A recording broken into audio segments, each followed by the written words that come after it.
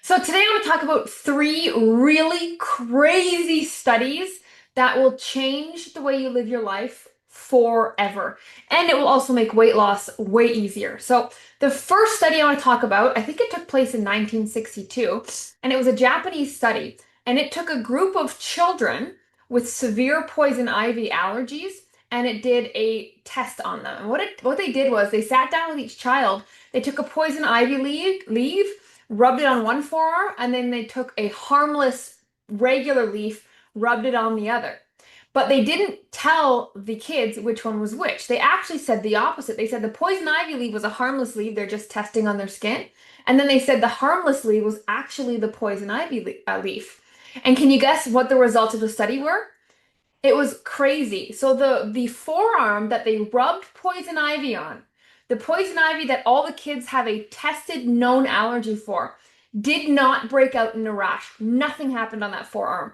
But on the forearm where they were told the poison ivy was rubbed, but really it was just a regular leaf and they were kind of tricked, they actually broke out into a rash that they normally did when they were in contact with poison ivy. And so it is crazy because what this showed was the power of suggestion and the power of the mind.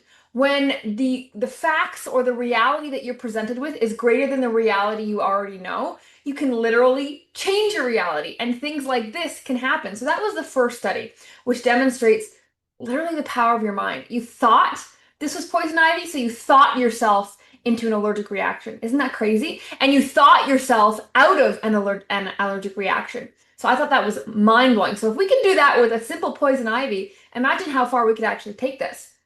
Now, another study was done a while later with a group of adults with asthma. And they had pretty severe asthma.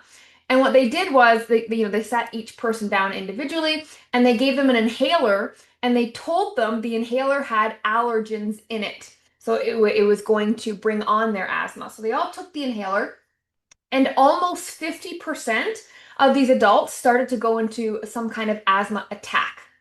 And then while they were going through this asthma attack, the people running the study, they said, okay, here's our new medicine that we've created. This is going to get rid of it, get rid of all the symptoms. You're going to calm down, not have an asthma attack anymore. Try this. So they took an inhaler, right? But the first inhaler they took that they said had allergens in it was literally just water vapor. And then the second inhaler that they made them take that was literally supposed to be the medicine, that was also just water vapor. So they told the people they were going to take allergens, and guess what? They thought themselves into an asthma attack. And then when they gave them the second inhaler to cure the asthma, they also thought themselves out of the asthma attack because they believed so much that the inhaler actually had the medicine when really they both only had water vapor in it. Isn't that crazy?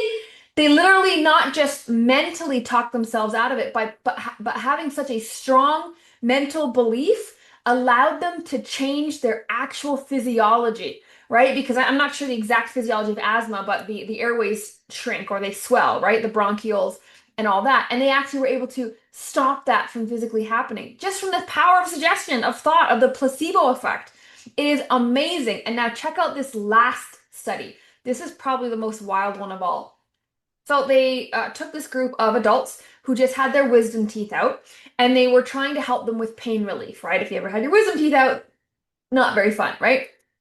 So they were helping with pain relief, and they gave them this medicine. Now it was a fake medicine. It wasn't real. They told them it was morphine, I believe.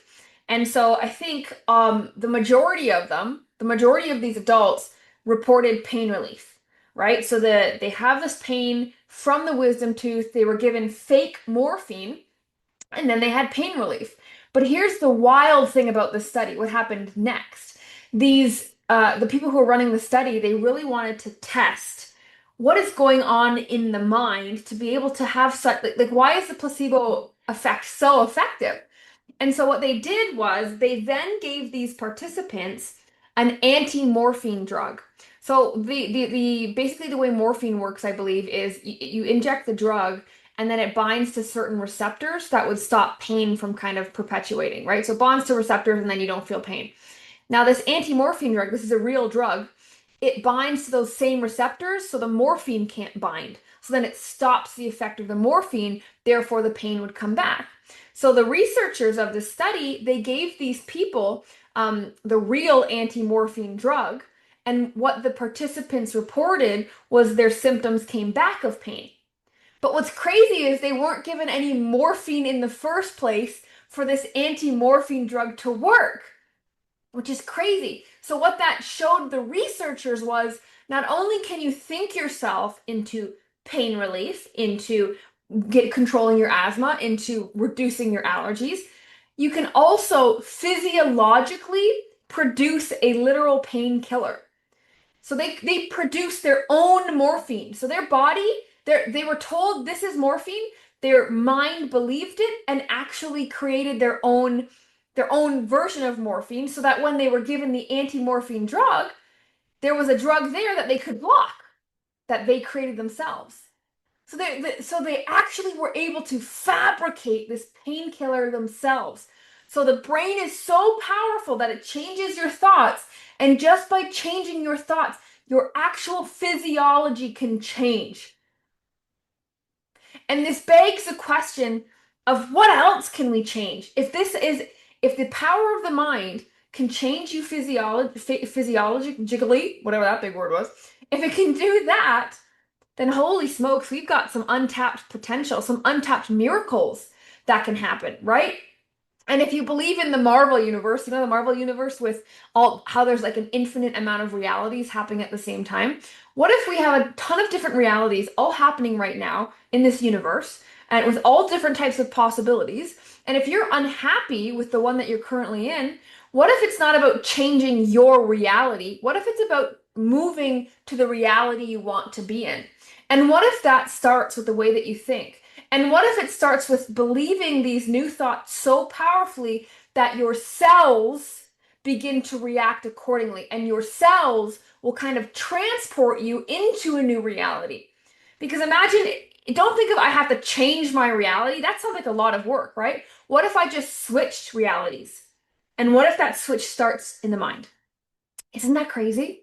Isn't that those studies blew my mind. And it does, I'm not even doing them justice as like how powerful the placebo effect is and your mind is. So how does this relate to health, to weight loss? Well, it's pretty infinite about the applications of the placebo effect.